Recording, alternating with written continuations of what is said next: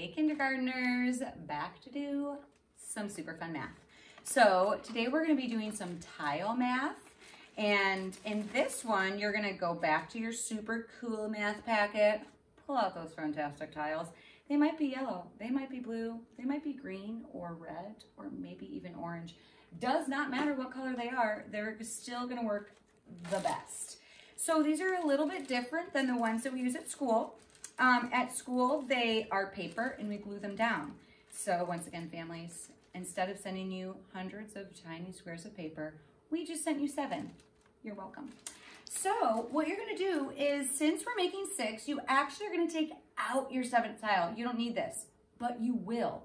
So actually what I'm gonna do is I'm gonna take out my 6 tiles and I'm gonna put the little 7 back in the bag so I don't lose it, because later on when we do 7, you'll need that.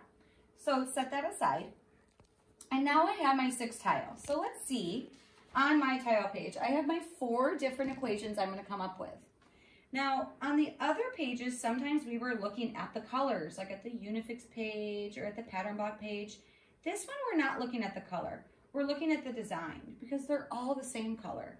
So I have my 6 yellow squares there. I'm gonna make 4 different designs using my 6 squares. And my big rule is they all have to be touching because they're all part of that same group. So I could use my squares as something to trace, or I could actually just draw the squares on my own, but I could use my design that I made on my paper to help me with my model. So maybe this is my design. Or it could be like this. Or it could be like this. They all work. You can come up with all kinds of different designs. I actually really like that one. So I think I'm going to keep my design just like that. So now I'm going to use this as my model. Like I said, you could trace it, or you could use that as your model and copy it over here. So I have 1 square on the top there. And I'm not sure, Miss Kenyon, can you see my yellow? Not very well. Okay. So you know what? I'm actually going to pretend like my squares are blue, because I want you guys to be able to see what I'm doing. And it really doesn't care what color, it doesn't matter what color you make your squares, as long as they're all the same. Can you see that blue a little bit better? Yes, definitely. Fantastic. Okay, so now I've got my 1 at the top, and let's see, I have 1, 2, 3, 4, 5. So I have 1, 2, 3, 4, 5. So I have 5 squares, and then I had 1 over on the side here. And I didn't leave myself much room for my equation. So I think I'm going to try to fit it over here. So now, this is where the fun part comes. You get to decide how you see 6. You might see it in a different way than I see it. You might see it in a different way than Miss Kenyon or your family that's there with you. You can show them how you see 6. Maybe in this design, you see 1